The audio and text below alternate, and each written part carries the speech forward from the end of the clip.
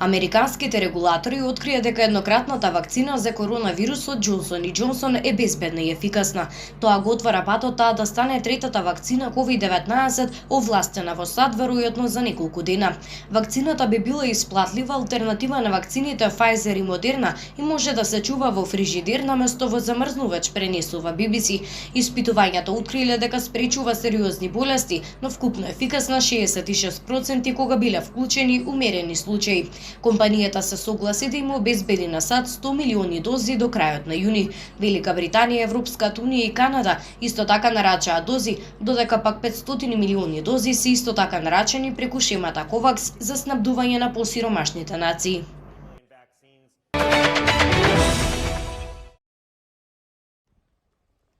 Автомобилите се предвидени да бидат забранети на улицата Џорџ во Единбург како дел од плановите за трансформација за да се отвори простор за пешаци, велосипеди и места за седење на отворено. Историската улица ќе добие чувство на европски булевар за подобро да ги истакне околните згради со А-листата.